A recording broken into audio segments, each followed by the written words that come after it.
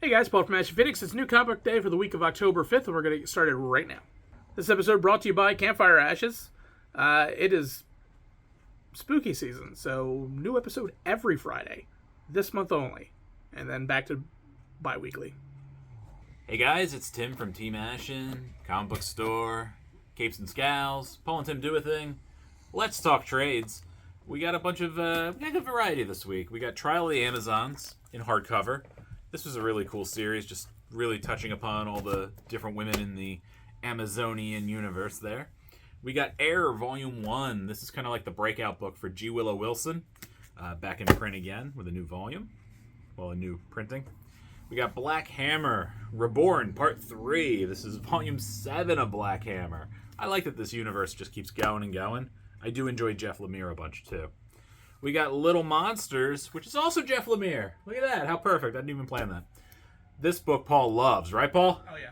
Loves. So we will surely talk about that some more. We got Monkey Meat. I talked about Monkey Meat. This is a weird book, and it's really good. Very strange. The art is fantastic. Saga is back in trade. They were on hiatus for an eternity. And here is your first volume. Since that, it's okay. It's alright. She-Hulk. Jen again. This is the new current run. This is volume 1 of it. I've enjoyed this a bunch. I get it in my pull bin. I love the Jen Bartel covers. They're super great. We got Sabretooth, the Adversary. This is that most recent miniseries. All 5 issues. We got Constantine, Distorted Illusions. This is a young adult story. Probably pretty fun. I don't know a lot about it, but I know a lot of these young adult stories are really, really good. And every now and then I'll check one out, and I usually enjoy it. We got Amazing Spider-Man Volume 1. This is the JRJR, Zeb Wells.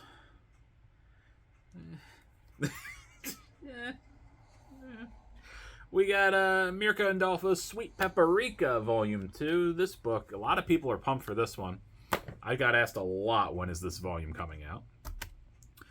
Then we got new Marvel Masterworks. I know this says Fantastic Four, but this is actually for Black Panther. A bunch of different episodes for him. And a really good, diverse mix. There's some Avengers issues, some FF, Cap, and a really good Daredevil issue. That one I know. The Daredevil issue is sweet. And this is also Black Panther. Marvel Legends Black Panther. That was that 4-issue mini that just wrapped up. We've got, this is last. We've got Rain, which we talked about a little bit on here. Really sad first issue. Really dark, but super interesting. This is a Joe Hill story. If you're not familiar with Joe Hill, Lock and Key, amongst many, many other things. So check that out. All right, first up, we have Spider-Man issue number 1. Dan Slott is back. Also, Mark Bagley is back. So, I already love the art. This is a new end of the Spider-Verse issue. So, a lot of the notes that you've seen in the Slott run are back. Moreland and a lot of your Spider characters from the Edge of the Spider-Verse are coming back into this. The concept is we have a new big bad, and that big bad is trying to literally unravel the Spider-Verse or create her own. And it's enjoyable writing. It's Dan Slott, so if you're a fan of Dan Slott, you're gonna like this. If you're not, you're not. And also, you don't really need anything to do beforehand. If you know Spider-Man, if you know the Dan Slott run, you know what to expect from this, and there aren't a lot of surprises. So grab it. All right, first up for me, and both of my books were really good this week. We've got Teenage Mutant Ninja Turtles, Saturday Morning Adventures, so it's stylized after the cartoon, a little more silly, a little more fun. I love the nostalgia hit from this book. It was super fun, super good. I like that basically they're stuck inside on a rainy day. I can relate to that. It hasn't stopped raining here in an eternity, and that's kind of the plot of the story, ironically. So Splinter's just like, let's train, and Donatello's like, I got this video game virtual reality thing. Can we try that? And they kind of get stuck in it.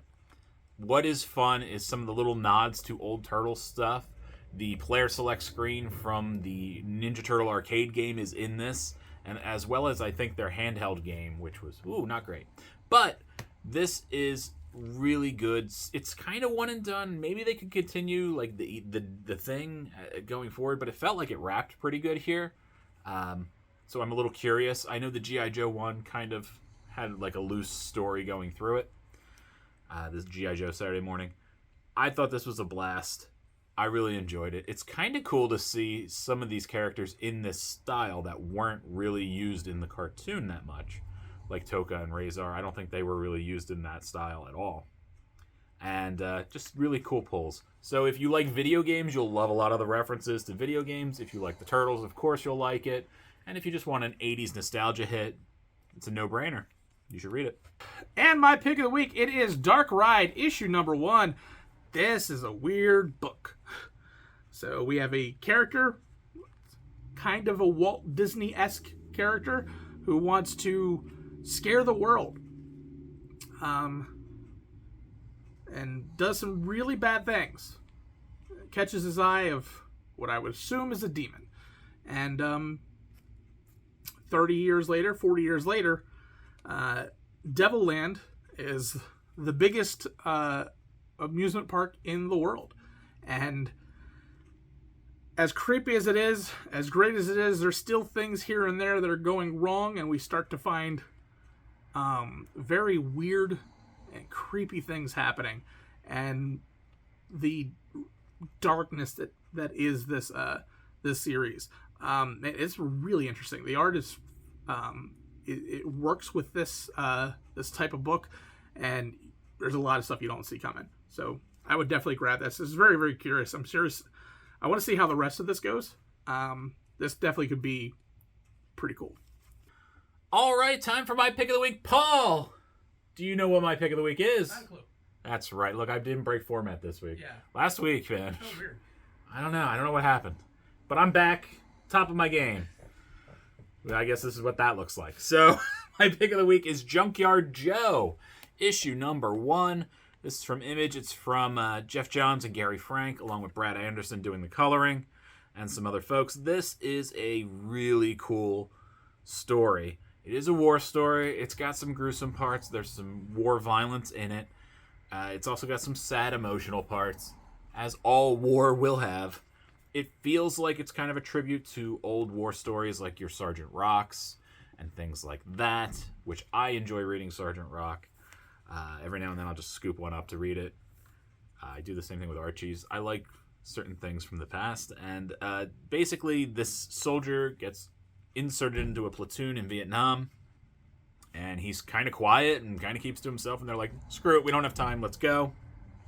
And it is revealed very quickly that he's probably some sort of robot.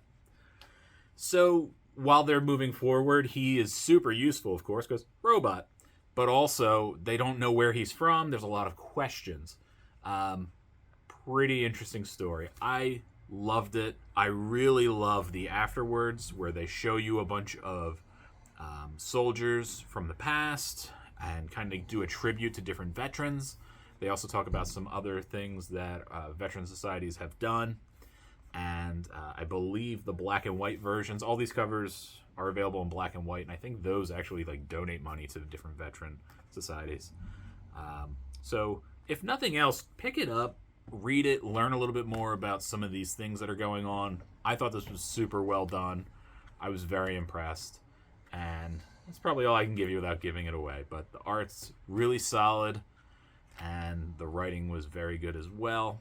And I'm curious if this keeps going. How much does it keep going? Where does it go? I couldn't tell you. And I love every aspect of that. So, yeah, check it out. All right, guys, that is it. Thank you very much for staying with the channel and checking out all our side projects. We do appreciate it. Paul, for his podcast, is going to have new episodes every week this month because it's a spooky month, and you like spooky things. And, well, Campfire Ashes sure can be spooky. Spooky. It's a spooky. So make sure you check that out, and catch him out on that, and he will tell you how much he loves you, right, Paul? Yes, I will. He will, guaranteed. Thank you, guys, and we will see you next week. Let us know in the comments below if you pick up any of these books, and if you enjoy them, or if you don't, let us know why. All right, bye.